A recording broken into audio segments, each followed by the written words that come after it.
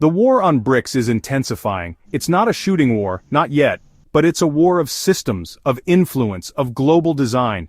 Tariffs are one of its sharpest tools, and under the surface, it's a battle to shape the 21st century. You see it in policy, you see it in diplomacy, and more you see it in the desperation of those who once held all the cards. Let's talk about Donald Trump. He says he made the table. But the irony is, it's a table where America no longer holds the strongest hand. BRICS, the coalition of Brazil, Russia, India, China, South Africa, and its expanding circle, is building a new table. One where the old rules no longer apply and one where the United States finds itself increasingly unwelcome unless it adapts. This isn't just conjecture. If you visit China and other BRICS countries, what you can see is both strategic and monumental. China, in particular, isn't just resisting the tariffs levied by Washington.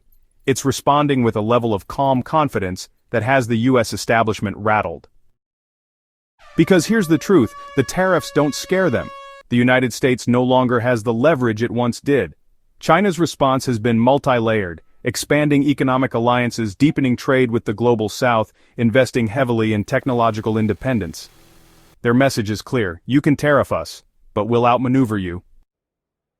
We've entered a hybrid war, one targeting BRICS nations selectively. It's a war on China, on Russia, on Iran, on the idea of the global South rising. Trump's return has only intensified it. BRICS has become a strategic target. But it's also become a strategic answer. When you visit China, you can see how central they've become to this multipolar push. They're done playing catch-up.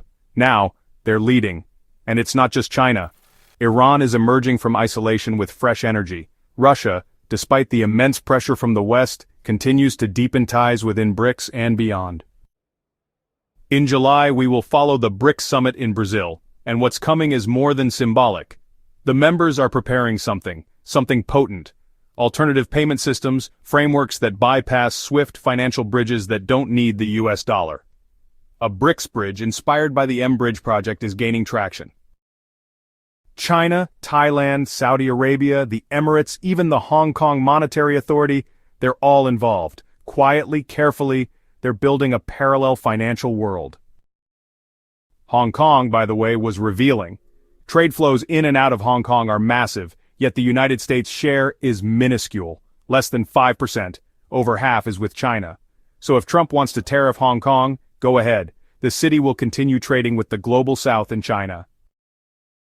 The integration of the Greater Bay Area, Hong Kong, Macau, the Pearl River Delta, is accelerating. The Atlanticist elites in Hong Kong have lost control of the narrative. And, as we can see, confidence in China is not just palpable, it's unshakable.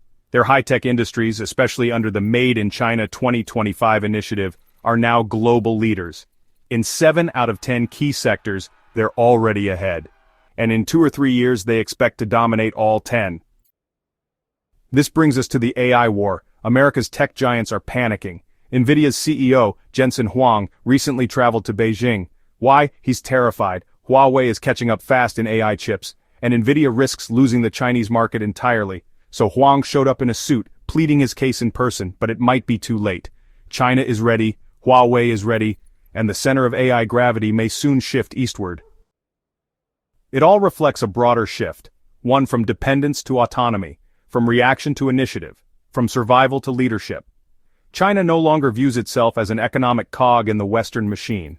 It sees itself as a civilizational force, shaping the future with allies who share its post-colonial perspective. So, here's the thing. BRICS isn't just some loose economic alliance anymore. It has evolved into a geopolitical project, a resistance movement against a crumbling unipolar world order. And, while China is taking the lead technologically and financially, there's also this strategic triangle forming, the new Primakov triangle. Russia, Iran, China. Back in the 1990s, Russian Foreign Minister Yevgeny Primakov had this vision of a triangle with Russia, India, and China to stabilize Eurasia. But now it's Russia, Iran, and China at the core of a new strategic geometry.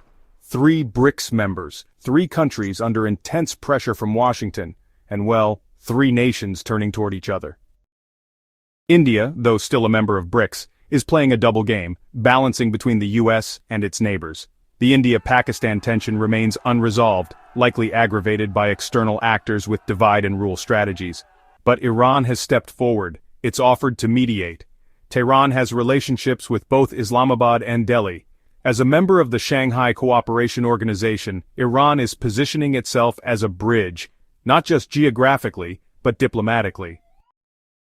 The triangle is tight.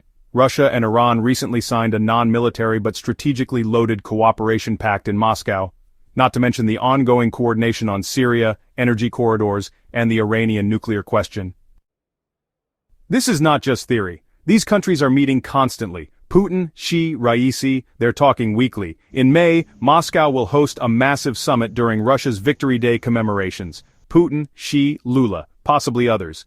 This is the prelude to the BRICS summit in Brazil. And behind all of this, the silent drumbeat of infrastructure. Chinese investment in Central Asia is expanding. New railways connecting China to Kyrgyzstan, Uzbekistan, and further west toward Iran and Russia. South America is seeing a renewed Chinese presence too. The Bi-Oceanic Railway, stretching from Brazil to Peru and all the way to China. Who else but Beijing could pull this off? It's not just trade. It's about reshaping connectivity, creating corridors that bypass the old imperial choke points. The Belt and Road Initiative isn't separate from BRICS, it's intertwined. And in Beijing, they no longer prioritize one over the other. Belt and Road and BRICS now move in tandem. The US is left with threats and tariffs, but you can't tariff a worldview, you can't sanction a mindset. The BRICS vision is taking hold across Africa, Latin America, and Asia. It's a vision not of domination but of dignity, not of military alliances but of cooperative sovereignty. A recent Ipsos poll asked 22,000 people across 29 countries whether they believed China would have a positive impact on the world. Nearly half said yes, more than those who said the same about the United States. That's not just a statistical blip, that's a tectonic shift in perception. Meanwhile, China and Russia are taking the lead on the Iran nuclear issue, meeting directly with the IAEA, hosting Iranian Foreign Minister Amir Abdollahian in Beijing, and declaring a new golden era of ties. And what do we hear from Washington? More threats, more tariffs, more chaos diplomacy. Trump, in his mafia-tinged bravado, talks deals. But his deals are bricks thrown through the windows of a crumbling global order.